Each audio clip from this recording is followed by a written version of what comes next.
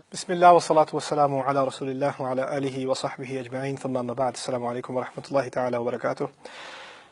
لولا اذ سمعتموہ، اب اللہ نے ہم سے خطاب کیا، یعنی پہلی بات تھی جو کہا تھا ہم سب سے کہ تم اس کے بارے میں یہ مت سمجھنا کہ یہ کوئی بری بات تھی، یہ تمہارے لیے اچھا تھا۔ اب اچھا میں بھی تمہیں ڈانٹ تو پڑنی ہے، پھر بھی تم نے کیا غلطیاں کی تھیں۔ پہلی بات لولا، ایسا کیوں نہیں ہوا۔ لولا جب شروع میں ہوتا ہے نا آیات کے، تو اس میں ایک طرح سے اللہ تعالیٰ سوال پوچھتے ہیں تم نے یہ کیوں نہیں کیا، تم نے ایسے کیوں نہیں کیا، تمہیں یہ خیال کیوں نہیں آیا۔ اب اس بات باقی آیت کو سمجھیں۔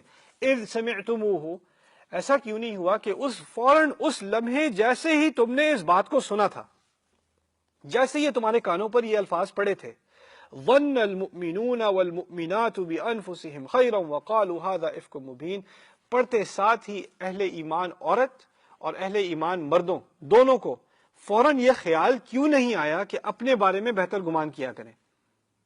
یہ کہا اللہ تعالیٰ نے، بہت عجیب بات کی ہے۔ میری توقع، آپ کی توقع یہ تھی، اللہ تعالیٰ کہتے کہ یہ ایسا کیوں نہیں ہوا کہ سنتے ساتھ ہی تم نے یہ نہیں کہہ دیا کہ انہوں نے نہیں کیا ہوگا، ان کے بارے میں تمہیں بہتر گمان کیوں نہیں ہوا۔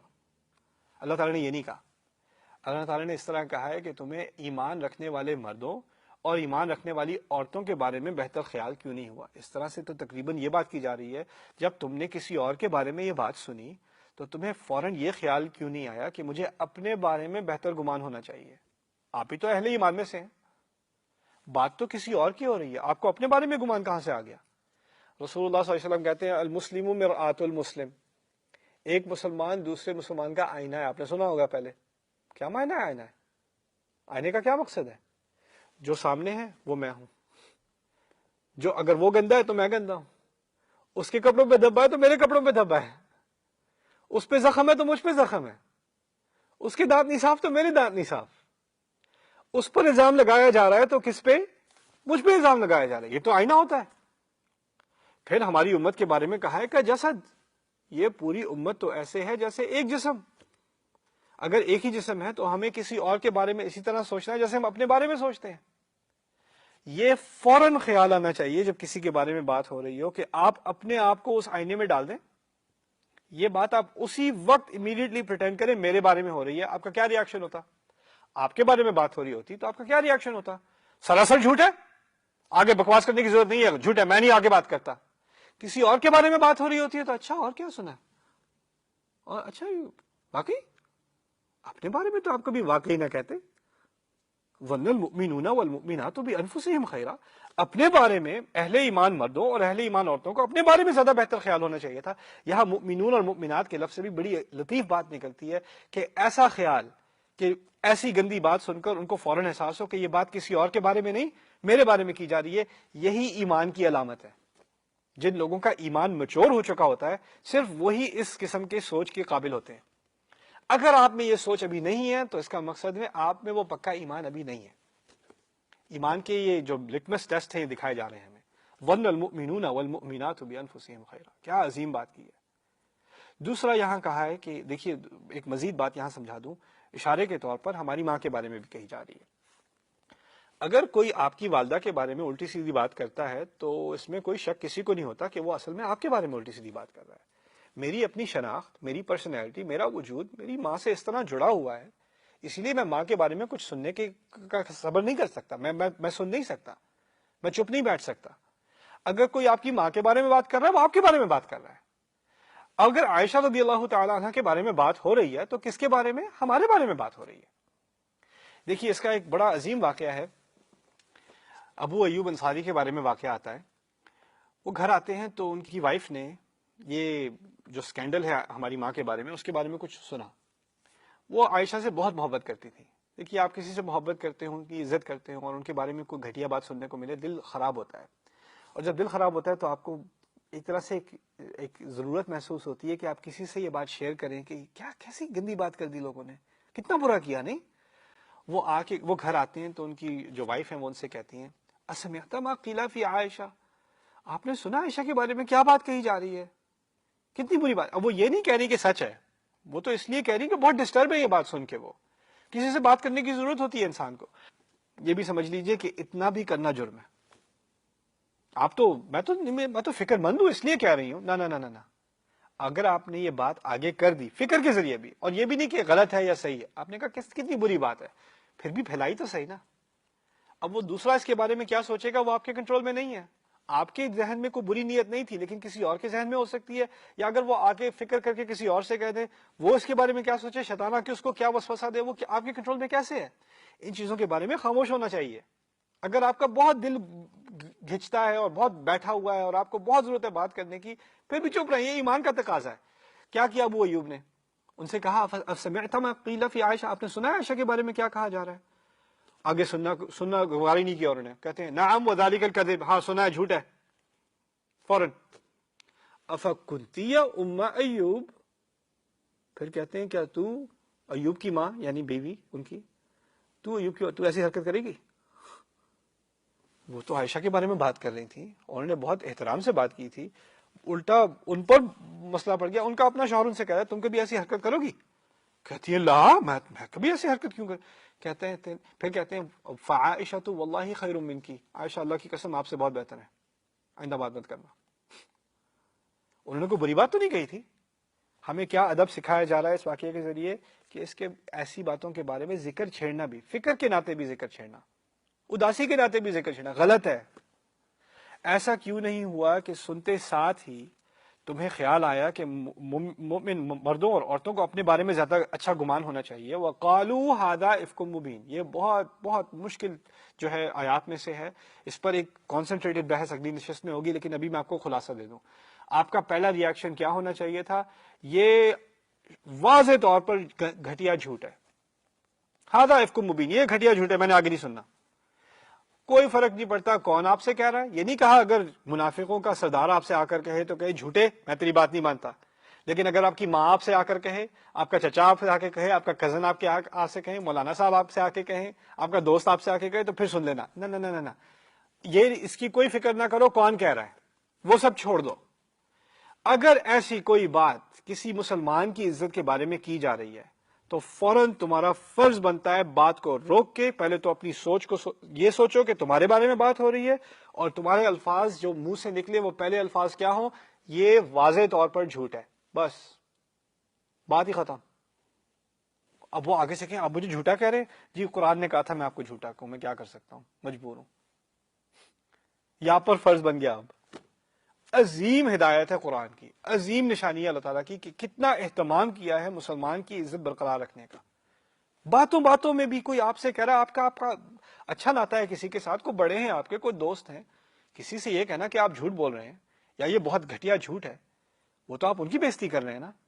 لیکن اللہ تعالیٰ نے جس انسان کی وہاں وہ موجود بھی نہیں ہے اور اس کے بارے میں یہ بات کی جا رہی ہے، اس کی عزت کو برقرار رکھنے کے لیے آپ نے اگر سوشلی اپنے آپ کو آکورڈ بھی بنانا ہے بنا دو، قرآن کا تقاضا ہے. اور یہ بھی ایمان کا امتحان ہے. کون کہے گا؟ دل میں تو آئے گا کہہ دوں کہ یہ نہیں کہ ایسے چلیں کوئی اور بات کرتے ہیں، یہ رہنے دیں، یعنی آپ کوئی پولیٹیکلی کریکٹ طریقے سے کچھ بات کو چینج کرنے کی کوشش کریں گے. قرآن کہہ رہا ہے نہیں، لوگوں کو افینڈ کرو، ایسی باتیں کرتے ہیں تو ان کے منہ پہ کہہ دو ہذا افک مبین. کہا کیوں نہیں؟ ایمان والے ہو تو بولتے کیوں نہیں؟ جس طرح اپنے دفاع پر آتے ہو کسی اور مسلمان کی عزت کے دفاع پر بھی آیا کرو. بارک اللہ لی ولکم. السلام علیکم ورحمۃ اللہ وبرکاتہ.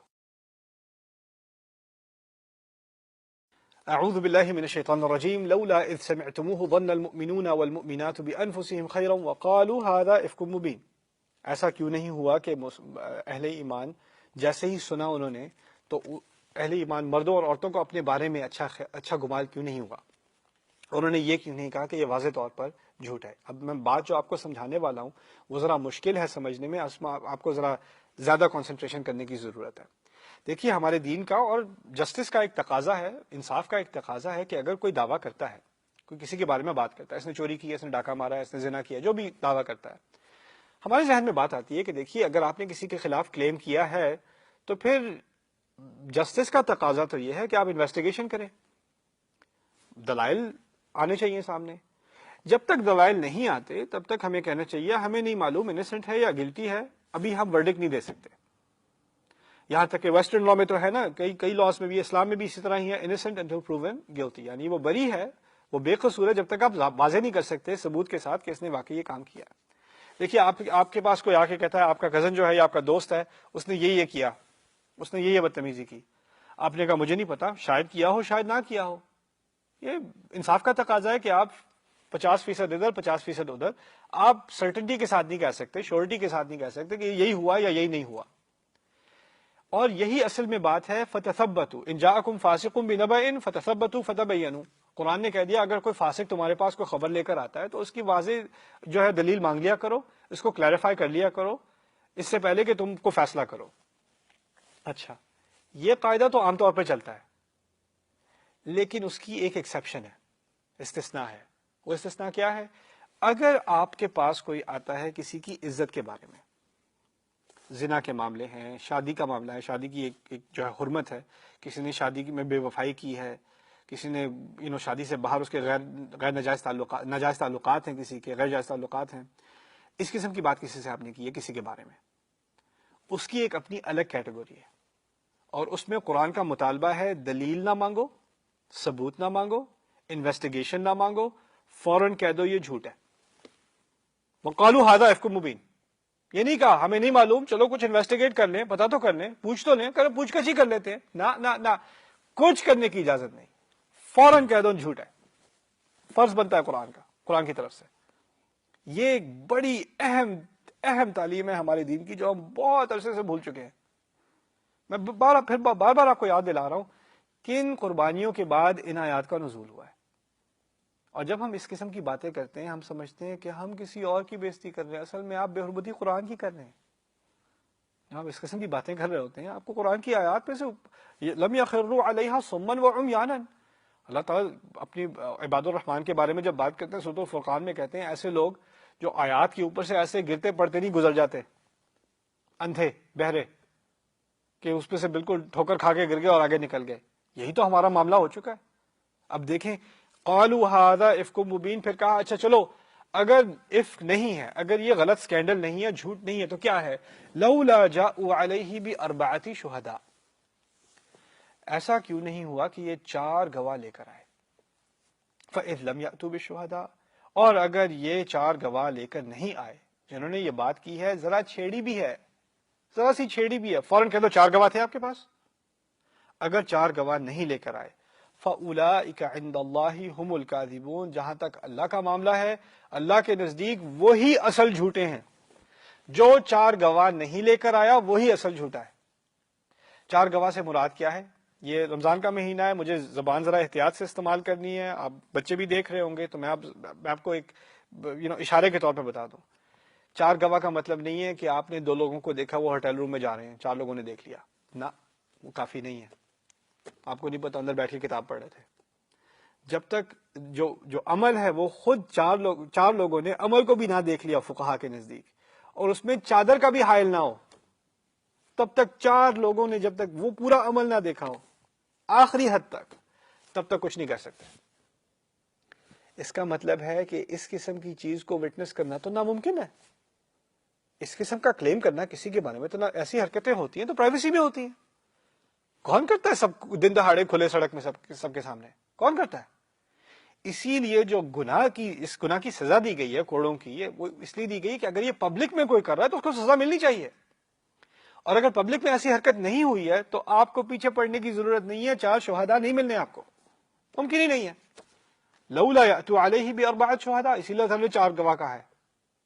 دوسری بات یہاں جو بہت اہم ہے 4 گواہوں کے بارے میں، وہ یہ ہے کہ یہ دعویٰ کرنا کسی کا اس کی ایک استثناء ہے قرآن میں آتی ہے کہ چلو 4 گواہ نہیں ہیں، میرے پاس ایک ہی گواہ ہے. وہ گواہ صرف شوہر یا بیوی ہو سکتے ہیں اپنے شوہر یا بیوی کے خلاف، میں نے اپنی آنکھوں سے دیکھا ہے، پھر وہ دعویٰ کر سکتے ہیں. اس کے علاوہ کسی اور نے دیکھا ہو وہ بھول جائے، اس پر واجب ہو گیا کہ وہ بھول جائے. وہ یہ نہیں کہ میں ریکارڈ کر کے 4 لوگوں کو اور دکھا دوں. نہ، آپ سے کوئی آ کے کہتا ہے میں نے اپنی آنکھوں سے دیکھا تھا، میں نے ان کی بات بھی ریکارڈ کی ہے، یہ دیکھیں میں نے فوٹو بھی کھینچی تھی، کوئی فرق نہیں پڑتا. قرآن کا قاعدہ کیا ہے کہ آپ ان کے پیچھے مت پڑیں. جو گناہ اللہ تعالیٰ نے سوسائٹی سے چھپائے ہیں ان کو آپ کو کھولنے کی ضرورت نہیں ہے. آپ کو لوگوں کی غلطیاں کھولنے کا اتنا شوق ہے تو پھر آپ تیار ہو جائیں، اللہ تعالیٰ آپ کی کھولے گا اس دن. یہی ہونا ہے. میں آپ کو اس بارے میں ایک حدیث بتاتا ہوں، بڑی عظیم حدیث ہے.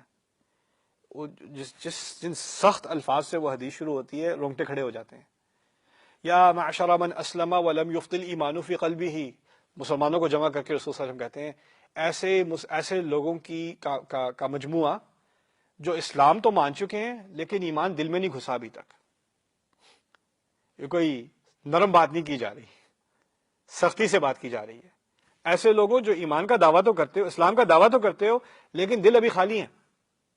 پھر کہتے ہیں لا تؤذوا المسلمین، مسلمانوں کو تکلیف نہ دیا کرو. ولا تتبعوا عوراتهم، اور ان کے ذاتی معاملات میں اور ان کے ذاتی عیبوں کے پیچھے مت پڑ جایا کرو، ابسیس نہ ہو جایا کرو، زیادہ پوچھ گچھ نہ کیا کرو ان کی پرسنل لائف میں کیا ہو رہا ہے. عورات کہتے ہیں گھر چھپی ہوئی چیزوں کو، ان کے گھریلو معاملات، پرسنل معاملات کے پیچھے مت پڑا کرو. ومن تتبع عورت اخیہ المسلم تتبع اللہ عورتہ، اور تم میں سے کوئی بھی جو کسی اپنے مسلمان بھائی کے پیچھے پڑ گیا، اس کے ذاتی معاملات کے پیچھے پڑ گیا، اس میں زیادہ کیوریس ہو گیا، زیادہ معلومات کرنے کی کوشش کرنے لگا، یہ جان لو کہ پھر اللہ تمہارے ذاتی معاملات میں خاص دلچسپی لینا شروع کر دے گا. وَمَن تَتَبَّعَ اللَّهُ عَوْرَتَهُ يَفْضَحْهُ وَلَوْ فِي جَوْفِ بَيْتِهِ، اور جس کے بارے میں اللہ نے خاص دلچسپی لینی شروع کر دی اس کے ذاتی معاملات میں، اس نے اس کو سب کے سامنے ایکسپوز کر دینا ہے، یہاں تک کہ وہ اپنے گھر کے سب سے اندرونے کونے میں گھسا ہو کر کوئی حرکت کر رہا ہو، سب کے سامنے آ جانی ہے. یہ اللہ کا وعدہ ہے. کسی کی ذاتی معاملات میں مت پڑا کرو، پڑھنا ہے تو تم اللہ کے نزدیک تم ہی جھوٹے ہو. فَأُولَئِكَ عِندَ اللَّهِ هُمُ الْكَاذِبُونَ وَلَوْلَا فَضْلُ اللَّهِ عَلَيْكُمْ وَرَحْمَتُهُ. پھر اللہ تعالیٰ کہتے ہیں اگر جان لو، اگر ایسا نہ ہوتا نا کہ اللہ کا تم پر ایک خاص فضل ہوتا، ایک خاص فیور ہوتا اللہ کا، ایک خاص نعمت ہوتی اللہ کی تم پر، ایک خاص رحمت ہوتی اللہ کی تم پر کہ تم آخری امت ہو، تمہیں باقیوں کے لیے باقی رکھنا ہے، مثال رکھنا ہے.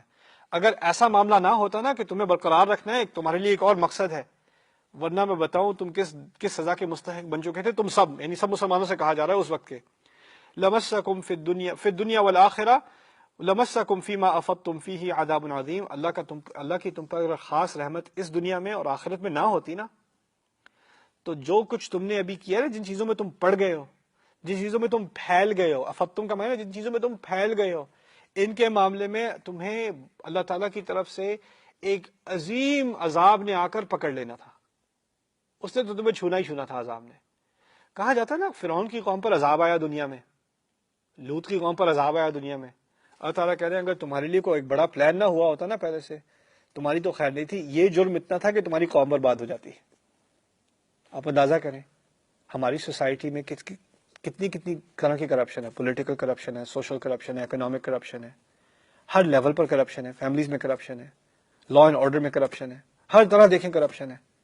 یہ عذاب ہی ہے نا. جب انسان کو دوسرے انسان کی عزت کا احساس نہیں رہے گا تو پھر اللہ تعالیٰ ان پر، ایسی قوم پر عذاب بھیجتا ہے. اور وہ عذاب ہوتا ہے کبھی تمہیں ایک دوسرے کی نفرت اور ایک دوسرے کی لڑائی اور ایک دوسرے سے کے ٹکراؤ کا تمہیں مزہ چکھائے، تمہیں آپس میں ہی لڑا دے. یہ عذاب کی نوعیت ہے. یہاں پر کہا گیا ہے اگر اللہ کا تم پر خاص اہتمام نہ ہوتا تو پھر تو تمہیں ایک بڑے عذاب نے چھو لینا تھا. لمسکم فیما افضتم فیہ عذاب عظیم. پھر آگے جو بات آ رہی ہے وہ ایک نئی بات ہے. وہ ہے اللہ تعالیٰ کا ایک جائزہ کہ کسی ایک کمرے میں یا کسی ایک مجلس میں لوگ بیٹھے ہیں، گپ شپ ہو رہی ہے اور وہ بات آ گئی آگے. ہوتا ہے نا کہ آپ کئی مختلف قسم کے بارے میں بات کر رہے ہیں، چیزوں کے بارے میں، اور پھر وہ ذکر چھڑ گیا تو اب سارے شروع ہو گئے، اسی میں لگ گئے. تو ہوا یہ کہ یہاں کہتے ہیں اذ تلقونہ بألسنتکم، جب تم اپنی زبانوں سے بڑے احتیاط کے ساتھ اور بڑے، یعنی کہنے بڑی پلاننگ کے ساتھ اپنی زبانوں سے تم کچھ چیزیں گراتے ہو. یعنی آپ اس طرح سمجھ لیں کہ پتھر کو پانی میں پھینکا وہ ریپل آتے ہیں نا. تو اب میں آپ کو سین کھینچتا ہوں تاکہ اس آیت کا مفہوم سمجھ میں آ جائے. لوگ بیٹھے ہوئے، آپ کو بڑا دل چاہ رہا ہے کہ آپ کچھ باتیں کریں، لیکن کسی نے آپ کو ذکر ہی نہیں کیا. اب وہ بیٹھے کھانا تو کھا رہے ہیں لیکن کھانے کے مسالے کا اتنا مزہ نہیں اتنا اس گپ شپ کا مزہ ہوگا. اور آپ یہ بھی نہیں چاہتی یا یہ بھی نہیں چاہتے کہ آپ پر الزام لگے کہ آپ نے ایسی بات شروع کی تھی. تو آپ کو کوئی تجویز آنی چاہیے کہ یہ کس طرح کسی نہ کسی سے منہ کھلوائیں. اور لوگوں کو بھی اس افواہ کے بارے میں پتا تو ہوگا لیکن کوئی کچھ کہہ نہیں رہا. تو کیا کرتے ہیں، ہمیں نظر نہیں آ رہی ہاں کہیں آج کل کہاں ہے. اچھا کسی نے اور فاطمہ کا نام سنا، شیطان اس کے پاس گیا، وہی بات جس کا آج کل وہ چل رہا ہے، کچھ سنا اس کے بارے میں کیا ہو رہا ہے. اور پیچھے سے چلو جی شروع کہانی. تلقونہ بألسنتکم، اپنی زبان سے بڑی احتیاط سے آپ نے یہ چیز گرا دی. باقی تماشا دیکھو، باقی سارے تو اس پر جیسے آپ جو ہے وہ بیج گراتے ہیں اور کبوتر آ کے شروع ہو جاتے ہیں نا، آپ بس گرا دو بات احتیاط سے، پھر دیکھنا آگے کیا لوگ کرتے ہیں. تو یہ پہلا معاملہ کیا تھا، کسی نے بڑی احتیاط سے اپنی زبانوں سے بڑے کرافٹی کے طریقے سے جا کر یہ بات چھیڑ دی. پھر باقی وَتَقُولُونَ بِأَفْوَاهِكُمْ، اور تم باقی سب اپنے منہوں سے پھر اپنے منہ سے یعنی پھونکے مارنے کی طرح سب شروع کر دیتے ہو. تَقُولُونَ بِأَفْوَاهِكُمْ مَا لَيْسَ لَكُمْ بِهِ علم، جس کے بارے میں تمہیں کچھ پتہ ہی نہیں ہے. اس کے مفہوم میں یہ بھی ہے کہ لوگ اس بارے میں ایسے بات کرتے ہیں جیسے ان کو بڑا گہرا علم ہے، بڑی تحقیق کے بعد. نہیں تو پوری ویریفائڈ چیز ہے. آپ کیا بات کر رہے ہیں تو سب آپ کو معلوم ہے، اچھی طرح معلوم ہے. کہاں سے معلوم ہے؟ آپ واقعی شک کر رہے ہیں، واقعی آپ شک کر رہے ہیں. دیکھیں میں بتا رہا ہوں، میں ایسی باتیں نہیں پھیلایا کرتا. لوگ جب اس قسم کی باتیں کرتے ہیں نا تو ان کی عادت ہوتی ہے شروع میں کہنا میں تو کسی کے معاملوں میں پڑتا ہی نہیں ہوں، اصل میں تو اپنے کام سے کام رکھنے والا آدمی ہوں. لیکن خیر ایک یہ کچھ جو ہو رہا ہے نا اس سے بڑا دل دکھتا ہے. جب کوئی بات ہی ایسے شروع کرے نا کہ میں اپنے کام سے کام رکھتا ہوں، اس کا مطلب وہ اپنے کام سے کام کبھی نہیں رکھتا. ایسا انسان جو اپنے کام سے کام رکھتا ہے اس کو یہ اپنے آپ کو جھوٹ کہنے کی ضرورت نہیں ہوتی، اپنے آپ کو تسلی دینے کی ضرورت نہیں ہوتی کہ میں اپنے کام سے کام ہی رکھتا ہوں بس. دیکھیں بس، لیکن کچھ باتیں ہیں جو کیا آج کل کیا حال ہو گیا ہے سوسائٹی کا. دیکھیں ذرا ان کو، دیکھیں کیا ہو رہا ہے، ان کو دیکھیں کیا ہو رہا ہے. شاباش جی، آپ بالکل آپ کام سے کام رکھتے ہیں اپنے. اذ تلقونہ بألسنتکم، اور پھر منہ ایسے چلا رہے ہو اس باتوں کے بارے میں جیسے بڑا علم ہے، لیکن تمہیں کچھ پتہ نہیں ہے، کوئی علم نہیں ہے تمہیں اصل بات کیا ہے. وَتَقُولُونَ بِأَفْوَاهِكُمْ مَا لَيْسَ لَكُمْ بِهِ عِلْمٌ وَتَحْسَبُونَهُ هَيِّنًا، اور تمہارے ذہن میں یہ سب باتیں کرنا بہت ہلکی پھلکی بات ہے. بس باتیں ہی تو کر رہے ہیں، کیا کیا ہے؟ نہیں ہم کو بےزتی تھوڑی کر رہے ہیں، کسی کے الزام تھوڑی لگا رہے ہیں، ہم صرف باتیں کر رہے ہیں. یار اتنا غصہ کرنے کی کیا ضرورت ہے؟ آپ یہ کیا کہہ رہے ہیں ہم جھوٹ بول رہے ہیں؟ یہ آپ کو اتنا ریاکشن کرنے کی ضرورت نہیں ہے، آرام سے بیٹھ جائیں، بس گپ شپ ہی تو ہو رہی ہے. ریلیکس. تحسبونه هينا، آپ تو اس کو بڑی ہلکی پھلکی بات سمجھتے ہیں. وهو عند الله عظیم، اور یہ اللہ کے ہاں بہت عظیم جرم ہے. یعنی وہ گپ شپ میں بیٹھے ہوئے جب وہ باتیں ہو رہی ہیں ہمیں تو کوئی احساس بھی نہیں ہوتا ہے، تو باتیں ہی ہو رہی ہیں، آپ کو تو یاد بھی نہیں رہتا ہم نے کہا کیا تھا. اور یہ اللہ کے نزدیک بہت بہت عظیم جرم ہے. اللہ تعالیٰ ہمیں اس جرم سے بچائے. بارک اللہ لی ولکم فی القرآن الحکیم ونفعنی وإیاکم بالآیات والذکر الحکیم. الحمد لله رب العالمين، والصلاة والسلام على أشرف الأنبياء والمرسلين وعلى آله وصحبه ومن استنى بسنته إلى يوم الدين. اللهم اجعلنا منهم ومن الذين آمنوا وعملوا الصالحات وتواصوا بالحق وتواصوا بالصبر، آمين يا رب العالمين. ثم أما بعد، فأعوذ بالله من الشيطان الرجيم. ولولا إذ سمعتموه قلتم ما يكون لنا أن نتكلم بهذا سبحانك هذا بهتان عظيم. رب اشرح لي صدري ويسر لي امری واحلل عقدۃ من لسانی یفقهوا قولی، آمین یا رب العالمین. ان کچھ لمحوں میں ہم ایک ہی آیت پر بحث کریں گے. یہ اس سلسلے کی 16ویں آیت ہے. اس میں دوبارہ اللہ نے ایک بات کو دہرایا ہے. کچھ آیات پہلے اللہ تعالیٰ نے کہا تھا ایسا کیوں نہیں ہوا کہ سنتے ساتھ ہی تمہارے ذہن میں بہتر خیال نہ آیا. اس وقت ہدایت دی تھی کہ خیال بدلو اپنا. اعمال بدلنے سے پہلے خیال بدلنے ہوتے ہیں. قرآن میں کہاں آتا ہے کہ تمہاری سوچ پر بھی پکڑ ہے؟ یہاں تو سوچ پر بھی پکڑ ہے. ایسا سوچنا بھی غلط ہے. وہاں ظن المؤمنون والمؤمنات بانفسہم خیرا، پہلے تو سوچ کو بدلو، پھر تمہارا دوسرا ری ایکشن کیا ہونا چاہیے؟ یہ جھوٹ ہے، واضح جھوٹ ہے، آگے ہم باتیں نہیں کرتے، ویریفائی کرنے کی ضرورت ہی نہیں ہے، بلکہ ویریفائی کرنا ہی جائز نہیں ہے. اس معاملے میں چھوڑ دو بالکل معاملہ. آگے جو بات کی جا رہی ہے وَلَوْلَا إِذْ سَمِعْتُمُوهُ، دوسری مرتبہ کہا، اور مزید یہ کہ جیسے ہی تم نے اس قسم کی بات سنی، قل تم نے یہ کیوں نہیں کہا، ما یکون لنا ان نتکلم بہذا، ہمارے لیے یہ مناسب نہیں ہے، ہم اس لائق نہیں ہیں، ہمارے لیے جائز نہیں ہے کہ ہم اس بارے میں بات کریں، ہمیں ایسی بات نہیں کرنی چاہیے، ہمارے لیے صحیح نہیں ہے. تمہارا یہ پہلا ری ایکشن کیوں نہیں تھا کہ اس قسم کی بات کرنا ہی غلط ہے؟ بئس الاسم الفسوق بعد الایمان، لفظ برا لفظ ہی ایمان کے بعد خراب ہے. کوئی اس کی کسی کی عزت کی طرف اشارہ بھی کر دے، کوئی الفاظ کھل کے بھی نہ کہے، کوئی کہے ویسے سنا ہے ان دونوں کے بارے میں، وہ جو کیا نام ہے، کیا اس کا نام ہے کچھ، اچھا آپ رہنے دیں، جھوٹ ہے یہ سب کچھ، ہمیں اس قسم کی باتیں نہیں. میں نے کچھ کہا تھوڑی ہے، میں تو بس کہہ رہا تھا کہ وہ باہر کھڑے تھے، پارکنگ لاٹ میں کھڑے تھے، کچھ باتیں کر رہے تھے، آپ رہنے دیں، اس قسم کی باتیں ہمیں نہیں کرنی چاہیے. لیکن آپ نے جب اس طرح کہا کہ ما یکون لنا ان نتکلم بہذا، بات مکمل ہوتی ہے ھذا بہتان عظیم، یہ بہت بڑا بہتان ہے. یہ بہت بڑا الزام ہے، ہمیں اس قسم کی بات نہیں کرنی چاہیے، لیکن جان بوجھ کر میں نے ان دو جملوں کے بیچ میں جو اللہ تعالیٰ نے بات کہی ہے اس کو سکپ کیا ہے، وہ سمجھنا بہت ضروری ہے۔ دیکھیے میں نے جو بات کی ابھی تک آپ سے یہ کی ہے، ہمیں اس قسم کی بات نہیں کرنی چاہیے، یہ بہت بڑا بہتان ہے، لیکن ان دونوں کے درمیان میں ایک تعبیر اللہ نے ڈالی ہے، وہ کیا ہے؟ سبحانک ما یکون لنا ان نتکلم بہذا سبحانک ھذا بہتان عظیم۔ ترجمہ کچھ یوں ہوگا، ہمارے لیے مناسب نہیں کہ ہم اس بارے میں بات کریں، اے رب تو عالی شان، تو ہر عیب سے پاک، یہ بہت بڑا بہتان ہے۔ سبحان اللہ جب کہتے ہیں عربی میں، وہ اس وقت کہتے ہیں جب اللہ تعالیٰ کی شان میں کوئی گستاخی کی جائے۔ قرآن میں زیادہ استعمال اس کا یہ ہے، چلے اچھے اسلوب میں بھی استعمال ہوتا ہے، لیکن قرآن کا اکثر اسلوب استعمال یہ ہے تسبیح کے بارے میں، سبحان اللہ کے بارے میں، سبحانک کے بارے میں، کہ جب کسی کو ایسا احساس ہو کہ اللہ کے دربار میں کوئی غلط بات کر دی ہے۔ یہاں آپ کسی پارٹی میں بیٹھے ہیں، پکوڑے کھا رہے ہیں، کسی انسان کے بارے میں بات ہو رہی ہے، آپ کو احساس ہونا چاہیے، جیسے میں نے آپ کو پہلے یاد دلایا تھا، کسی انسان کی عزت کے بارے میں بات کرنا اللہ کے نزدیک کعبے کی عزت سے کہیں بڑا جرم ہے۔ میں نے آپ کو یاد کرایا تھا، پہلے حدیث بتائی تھی آپ کو، یعنی یہ جرم کبھی، اگر کعبے کے بارے میں بدتمیزی سے بات کرنا خدا کے خلاف ایک جرم ہے، کسی انسان کے بارے میں اس طرح کی بات کرنا ہے، اس کی طرف اشارہ بھی کرنا خدا کے خلاف جرم ہے۔ انسان کے خلاف جرم ہونے سے پہلے اللہ تعالیٰ کے خلاف جرم ہے، تو پہلے انسان اللہ تعالیٰ سے معافی مانگے۔ پہلے تو آپ پارٹی میں بیٹھے، بات ہو رہی ہے، آپ نے کہا ہمیں ایسی بات نہیں کرنا چاہیے، اے رب تو ہر عیب سے پاک ہے، میں معافی مانگتا ہوں۔ یہ بہتان ہے، یہ بہت بڑا بہتان ہے۔ یعنی آپ کو دو وجود کا احساس ہے، ایک وجود ہے آپ کے سامنے کچھ لوگ کھڑے ہیں، کچھ لوگ بیٹھے ہیں باتیں کر رہے ہیں، دوسرا وجود ہے ہمارے رب کا، وہ بھی ان باتوں کو سن رہا ہے، اور آپ نے ابھی اپنے رب کو افینڈ کیا ہے، اور فوراً افینڈ کرتے ساتھ ہی آپ کو احساس ہونا چاہیے کہ آپ کو اس سے معافی مانگنی ہے اور اس کو ہر عیب سے پاک مانگنا ہے۔ اور وہ کیسے کیا جاتا ہے عربی میں؟ سبحانک ھذا بہتان عظیم، یہ بہت بڑا بہتان ہے۔ جب تک یہ دوبارہ مزید ایک ایمان کا امتحان، آپ جب بیٹھے لوگوں سے بات کر رہے ہوتے ہیں، آپ کو کہاں احساس ہوتا ہے کہ اللہ بھی سن رہا ہے؟ بلکہ آپ سوچ سوچ کر کہتے ہیں اگر میں ان کو کرٹیسائز کروں گا، لوگوں کو ابھی اگر میں ان سے یہ کہوں گا کہ تم لوگوں کو ایسی باتیں نہیں کرنی چاہیے، ہمیں اس بارے میں بات نہیں کرنی چاہیے، میں اس میں شرکت نہیں کروں گا، اور آپ اٹھ کے چلے جاتے ہیں، جیسے ہی آپ اٹھ کے جائیں گے اگلا سبجیکٹ کون ہوگا؟ آپ ہوں گے۔ ہمارے ہاں تو مزے کی چیز یہ، کوئی راؤنڈ ٹیبل ہوتی ہے کسی بینکویٹ ہال میں، سارے بیٹھے کھا رہے ہیں، ان میں سے کوئی ایک اٹھ کے مزید چکن لینے جاتا ہے، سارے اس کے بارے میں باتیں شروع کر دیتے ہیں، وہ واپس آتا ہے، کوئی اور اٹھ کے جاتا ہے، وہ اس کے بارے میں باتیں شروع کر دیتے ہیں۔ آپ نے تو اگر سین بنایا، کہا ہمیں ایسی باتیں نہیں کرنی چاہیے، غلط بات ہے، آپ جیسے ہی جائیں گے پتہ نہیں کیا مولوی سمجھتے ہیں اپنے آپ کو، دیکھو ذرا یہ بڑے فرشتے آئے ہیں کہ ہمیں بتائیں گے کیا بات کرنی چاہیے کیا نہیں کرنی چاہیے۔ دیکھو ان کی پرسنل لائف دیکھی ہے آپ نے؟ یہ دیکھا ہے کہاں بزنس کرتے ہیں؟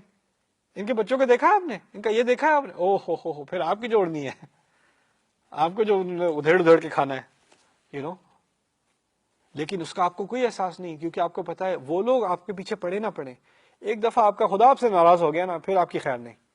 اسی وقت ان سب کی فکر کیے بغیر اللہ سے ہم کلام ہو کے، ان سب سے باتیں چھوڑ کے اللہ سے ہم کلام ہو کے سبحانکا، یہ بھی نہیں کہا سبحان اللہ، اللہ ہر عیب سے پاک ہے۔ اگر اللہ ہر عیب سے پاک ہے کہا ہوتا تو اس کا معنی یہ ہے کہ اللہ غائب میں ہے، اللہ کے بارے میں بات ہو رہی ہے، اللہ سے بات نہیں ہو رہی۔ سبحانکا میں تو ہر عیب سے پاک ہے میرا رب، اللہ سے براہ راست بات، اس بات کے دوران سب کو چھوڑو، براہ راست اللہ سے بات، پھر کہو ھذا بہتان عظیم۔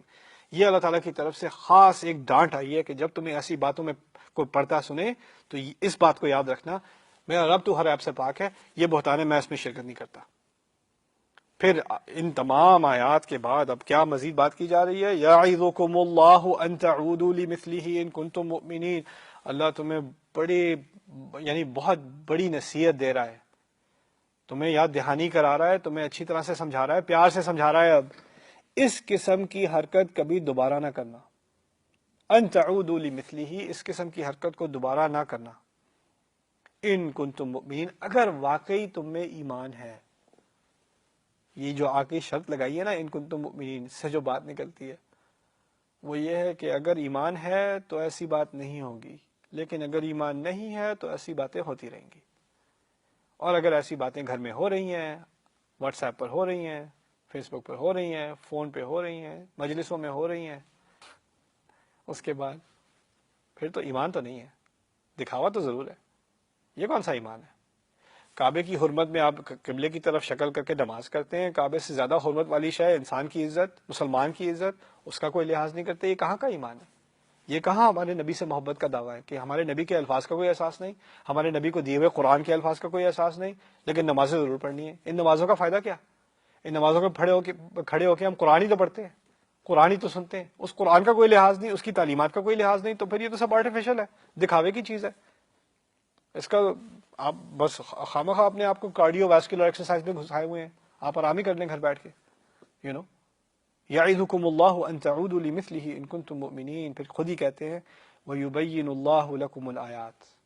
اللہ خود تمہارے لیے تمام آیات واضح کر دیتا ہے، کوئی چیز کنفیوژنگ نہیں رہی، سب بات واضح ہو گئی ہے. کیا کرنا ہے کیا نہیں کرنا، کوئی بات کرنے کی ہے کوئی بات نہیں کرنے کی. دیکھیں ابھی کلیئر نہیں ہے کہ یہ اسکینڈل واقعی میں ہوا ہے کہ نہیں ہوا. تمہیں کیا تکلیف ہے ہوا ہے نہیں ہوا؟ اللہ نے کہہ دیا تمہارا مسئلہ نہیں ہے، چھوڑ دو. تمہیں کس نے کہا ہے کہ تمہیں ٹھیکہ لینا ہے سچائی تک اترنے کا؟ اللہ تعالیٰ نے خود کور کر دیا، اس نے کہہ دیا. اور یہ تمام آیات، اتنی آیات کبھی زنا کے بارے میں نہیں آئی. جو عمل برا عمل ہے اس کے بارے میں اتنی آیات نہیں ہے، اس کے بارے میں اتنی پکڑ نہیں ہے جتنی پکڑ اس کے بارے میں بات کرنے میں. کیوں؟ کیونکہ جب ان چیزوں کے بارے میں باتیں پھیلتی ہیں نا، جس چیز کے بارے میں بات زیادہ ہو رہی ہے وہ چیز نارمل ہو جاتی ہے سوسائٹی میں. اگر گندے الفاظ بار بار پھیل رہے ہوں سوسائٹی میں تو گندی زبان نارمل ہو جاتی ہے. اگر سارے وائلنٹ فلمز دیکھ رہے ہیں تو وائلنس نارمل ہو جاتا ہے. اگر سبھی بے شرمی کے بارے میں بات کر رہے ہیں، کھل کے بات کر رہے ہیں، یہ افیئر اور یہ اسکینڈل اور یہ وہ یہی باتیں ہو رہی ہیں ہر جگہ، تو کیا ہوتا ہے اس سوسائٹی میں وہ چیز نارمل ہو جاتی ہے. پھر تو اب سب اس کے بارے میں پہلے تو بات کرتے ہیں، پھر اس کو دیکھتے ہیں تو کہتے ہیں یہ تو ہر کوئی بات ہی کر رہا ہوتا ہے، یہ ہوتا ہی ہے، اب کیا کر سکتے ہیں، یہ تو اب سوسائٹی کا حصہ بن چکی ہے. تو ہوتا یہ ہے کہ جو چیزیں ان نیچرل ہیں، جو ایول چیزیں ہیں، خراب چیزیں ہیں، سیئات ہیں، وہ لوگوں کو بالکل یعنی طبیعی لگنے لگتی ہیں، نارمل لگنے لگتی ہیں. دین اصل میں کس چیز، دین کی سوسائٹی وہ ایسی سوسائٹی جس میں حرام چیز بدصورت لگے، حرام چیز بدصورت لگے اور حلال چیز خوبصورت لگے. اب سوسائٹی ایسے فلپ ہو جاتی ہے کہ حرام چیز خوبصورت لگنے لگتی ہے کیونکہ ہر کوئی کر رہا ہے. پھر کوئی پارٹی ہو رہی ہے، کوئی دعوت ہو رہی ہے، کوئی بے حیائی کی کوئی گیدرنگ ہے، آپ کے ینگ لڑکے لڑکیاں جانا چاہتے ہیں، آپ کہیں نہیں جاؤ، کہتے ہیں سبھی جاتے ہیں، اس میں کیا ہے؟ کیونکہ وہ ایک نیا نارمل بن چکا ہے. یہ نیا نارمل کبھی ایک بلڈنگ بنانے سے یا کلب بنانے سے یا کانسرٹ ہال بنانے سے نہیں بنتا. یہ نارمل پہلے بنتا ہے لوگوں کی باتوں سے. باتوں سے لوگوں کی سوچ بدلتی ہے، جب سوچ بدلتی ہے تو اعمال بدلتے ہیں، سوسائٹی بدل جاتی ہے. اسی لیے کہا ہے اللہ تعالیٰ یہ تمام واضح آیات میں بتا رہا ہے، کلیریفائی کرا رہا ہے. واللہ علیم حکیم، اور اللہ علم والا ہے اور اللہ ہی حکمت والا ہے. آگے بات آ رہی ہے ان الذین یحبون ان تشیع الفاحشۃ فی الذین آمنوا. بہت مشکل آیت ہے. کہتے ہیں بے شک وہ لوگ جو بڑا چاہتے ہیں، ان کو بڑی محبت ہے اس سوچ سے، اس آئیڈیا سے کہ اہل ایمان کی سوسائٹی کے اندر فاحشہ یعنی بے حیائی پھیل جائے. کچھ لوگ ایسے ہیں جو ہماری سوسائٹی میں بے حیائی کو پھیلانا چاہتے ہیں، ان کے بارے میں اب تبصرہ ہے. سوال پیدا یہ ہوتا ہے نہ تو یہاں پر بےہودہ کپڑوں کی بات ہو رہی ہے، نہ یہاں پر زنا کرنے کی بات ہو رہی ہے، نہ یہاں پر الٹی سیدھے کس چیز کی بات ہو رہی ہے. بات ہو رہی تھی لوگوں کی عزت کے بارے میں باتیں کرنے کی، لوگوں کے پیچھے باتیں کرنے کی. اصل میں یہاں جو فاحشہ ہے نا، بے حیائی، اس کی دوسری ڈیمنشن کو ہائی لائٹ کیا گیا. ایک فاحشہ کی جو ڈیمنشن ہے، بے حیائی کی ڈیمنشن ہے، وہ کیا ہے؟ کپڑوں سے متعلق ہے، آپ کی باتوں سے متعلق ہے، آپ کی حرکتوں سے، آپ کے اعمال سے متعلق ہے، تعلقات سے متعلق ہے.